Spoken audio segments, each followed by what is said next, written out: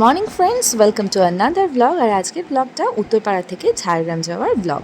আমার বর গিয়েছে দিল্লি, আর সকাল সকাল দেখো এই ব্রেকফাস্টটা বানিয়েছিলাম। এটার মধ্যে ছিল ওটস আর তার সাথে দুটো ডিম। এইটাই খুব সুন্দর খেতে হয়েছিল। আর টোটালটা আমি বানিয়েছিলাম এয়ার ফ্রায়ারে উইদাউট অয়েলে, আর তার সাথে আমার ব্ল্যাক কফি। আর তারপরে আমি রেডি ফেডি হয়ে বেরিয়ে গিয়েছিলাম স্টেশনের উদ্দেশ্যে। আর স্টেশনে যখন আমি যাচ্ছিলাম, এই যে টাইম জনশতাব্দী ইস্পাত, এটা সকাল 6:30 সময়ের মধ্যে ছাড়ে।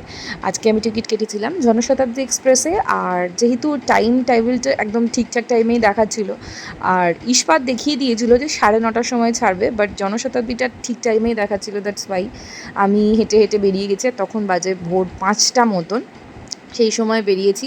আর এটাই বলতে বলতে যাচ্ছিলাম যে দেখা যাক আমার ঠিকঠাক টাইমে হয় কি না, নাকি বসে থাকতে হবে স্টেশনে। সেটা নিয়ে আমি ভীষণ টেন্স ছিলাম। তো যাই হোক, যেহেতু সকাল সকাল বেরিয়েছিলাম স্নান ধান করে, তো খুব একটা প্রবলেম হয়নি। আর এই দেখো রাস্তায় যে বেলুন দেখতে পাচ্ছ, আমিও কিন্তু ইস্ট বেঙ্গলের সাপোর্টার, যদিও আমি খেলার সম্বন্ধে অতটাও বুঝি না। তো যাই হোক দেখলাম, তাই যাই হোক কোনো রকমে একদম 5:24 যে ট্রেনটা, একদম মানে দৌড়ে দৌড়েই বলতে গেলে আমি ধরতে পেরে গিয়েছি। ঠিক আছে, তারপরে সিটও পেয়ে গিয়েছিলাম, আর একদম ভোরবেলায় রাইট টাইমের মধ্যেই চলে এসেছিলাম। 6:02 মধ্যে মনে হয় চলে এসেছিলাম আমাদের, না তার আগেই চলে এসেছিলাম আমার হাওড়া স্টেশনে। তো হাওড়া স্টেশনে চলে আসার পরে খুব সুন্দর, আর ওয়েদারটা দেখে মনে হচ্ছিলো বৃষ্টি বৃষ্টি হবে, বাট বৃষ্টি হয়নি। তো হঠাৎ করেই দেখছি যে প্রথমত তো ঠান্ডা লাগছিলো, বাট তারপরে কিন্তু আস্তে আস্তে একটু গরম লাগাই স্টার্ট হয়ে গিয়েছিলো, যে এত সকাল সকাল মানে কি হবে। এরপরে আমি না অবাক হয়ে গিয়েছিলাম যে কালকে এই ট্রেনটা 12 ঘন্টা লেট ছিল, জনশতাব্দী এক্সপ্রেস 12 ঘন্টা লিটারেলি। বাট আজকে মানে আমি অবাক হয়ে গিয়ে দেখতে পেলাম যে 19 নম্বর প্ল্যাটফর্মে ট্রেন অলরেডি দিয়ে দিয়েছে, প্ল্যাটফর্মে লেখা ছিল। আর সেখানে গিয়ে আমি যখন দেখছি, তখন দেখছি যে ট্রেন দাঁড়িয়ে আছে একটা। এবার আমি তখন ইম্যাজিনও করতে পারিনি যে ওটা সত্যি সত্যি আমারই ট্রেন। তারপরে তাও আমি কী সব বলতে বলতে দেখছিলাম আর কি, কারণ তখন ভিডিওগুলো তোমরা হয়তো এমনি দেখে থাকবে, আমি ছেড়েছি কিনা আমার মনে নেই। তো যাই হোক আমি চলে এসেছিলাম, আর তারপর তারপর তারপর আমি দেখলাম যে হ্যাঁ, এটা জনশতাব্দী এক্সপ্রেসই লেখা রয়েছে। তো ইঞ্জিনটা দেখে প্রথমে বুঝতে পারিনি, মানে আমি অ্যাকচুয়ালি জনশতাব্দীতে আমি কখনো আসিনি। আমি যতবার এসেছি ইস্পাতে এসেছি, এবং ইস্পাতটা লেট করে, এবং আমি জনশতাব্দীতেও দেখেছিলাম যে লেট করে। আগের দিনই দেখলাম 12টার সময়।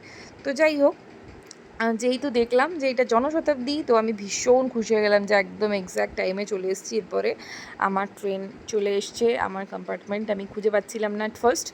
তারপরে আমি আমার কম্পার্টমেন্টটাকে দেখার জন্য এদিক ওদিক করছিলাম, আর তারপরে লাস্টে আমি আমার কম্পার্টমেন্ট পেয়ে গেছি। আমার ছিল C2।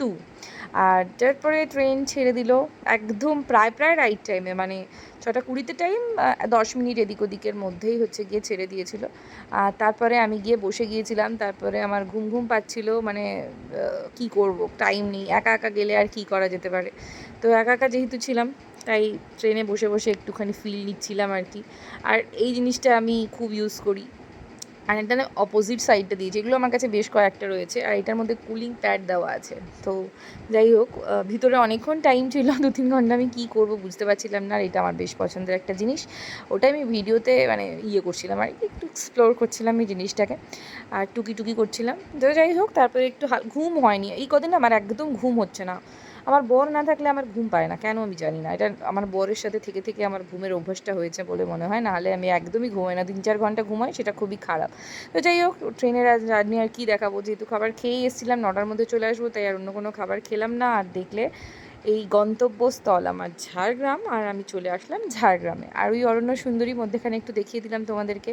তারপরে ট্রেন থেকে আমি নেমে গেলাম। দেখতেই পাচ্ছ ঝাড়গ্রাম স্টেশনটাকে কত সুন্দর করে দিয়েছে এখন, বেশ বড় বড় হয়ে গেছে একদম স্টেশন। তারপরে আমি উঠে গেলাম লিফটে, তারপর লিফট থেকে নামলাম। আর দেখো এই যে স্টেশনটা, এই স্টেশনটা কত বড় করে দিয়েছে, সেই শান্তিনিকেতন বা নিউ জলপাইগুড়ি জাংশনের মতন বড় করে দিয়েছে স্টেশন। ঝাড়গ্রাম স্টেশনে আপনাকে স্বাগতম জানিয়েছে। আর এদিকে আমি আর লিফটে নামলাম না, আমি এমনি সিঁড়ি দিয়েই নেমে যাব, কারণ হচ্ছে গিয়ে নামার সময় আমার কাছে আজকে কোনো লাগেজ ছিল না, যেহেতু লাগেজ আমি ঝাড়গ্রামেই রেখে গিয়েছিলাম, আমি একটা কাজের জন্যই গিয়েছিলাম উত্তরপাড়াতে। তো যাই হোক, তারপরে আমি চলে আসলাম, স্টেশন থেকে নেমে গেলাম। আর এই ড্রেসটা কেমন লাগছে জানিও। আর বাপি এখানে আমাকে নিতেও চলে এসেছিলো। তো বাইকে করে আর তারপরে আমি বাপির সাথে উঠে গেলাম বাইকে। আর চলো এরপরে চলে যাচ্ছি আমি আমার বাড়িতে। আর দেখো আমাদের রাস্তাটা কত সুন্দর। আমার বাড়ির সামনে যতগুলো মল আছে না, 8 থেকে 10টা মল আছে, আর তার সাথে সাথে এতগুলো গাছও আছে। সেই কারণেই কিন্তু ঝাড়গ্রামকে অরণ্য সুন্দরী ঝাড়গ্রাম বলা হয়। আর তারপরে আমি চলে আসলাম আমার হোম সুইট হোম। আর এখানে ক্লিনিং চলছিল, সেই কারণে জিনিসপত্রগুলো ভরে রাখা ছিল। যাই হোক, তো নিজের বাড়িতে এসে একটা আলাদাই শান্তি পাওয়া যায়। ভিডিওটা কেমন লাগলো অবশ্যই তোমরা কমেন্ট করে জানিও। আজকের মতন টাটা, ভালোবাসা সবাইকে।